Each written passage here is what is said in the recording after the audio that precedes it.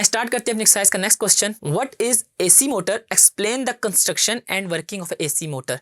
कि AC motor है क्या और हमारे पास एसी मोटर की कंस्ट्रक्शन और वर्किंग भी हमने इसमें एक्सप्लेन करनी है। एसी मोटर का टॉपिक हमने डिटेल में पढ़ा था, हमने देखा था कि a device which is used to convert electrical energy into mechanical energy. ठीक है, आपने इसको वैसे ही एक्सप्लेन कर देना है कि बताना है कि कैसे इलेक्ट्रिकल एनर्जी जो है मैकेनिकल एनर्जी में कन्वर्ट हो रही होती है। और इसके अलावा इसका जो प्रिंसिपल है वो वही टॉर्क वाला है कि अगर हमारे पास एक स्टेटर के अंदर हम एक रोटर को प्लेस कर दे तो रोटर की मूवमेंट जो होती है वो टॉर्क जनरेट करती है। वो टॉर्क क्या होता है, वो NIAB, यानी कि उसके नंबर ऑफ टर्न्स पे भी डिपेंड कर रहा होता है, करंट पे भी डिपेंड कर रहा होता है, क्योंकि हमारे पास एज अ इनपुट हम एसी में करंट ही दे रहे होते हैं।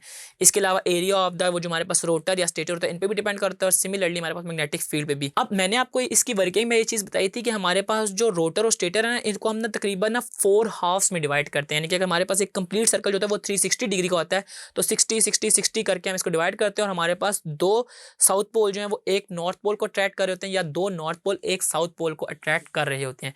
और इस तरह हमारे पास जो रोटर है वो रोटेट कर रहा होता है इन स्टेटर। तो ये था हमारा पास एसी मोटर का वर्किंग प्रिंसिपल और इसकी डेफिनेशन, जिसको आपने पेपर में अपने क्वेश्चन में ऐसे अपनी वर्डिंग में एक्सप्लेन कर दिया।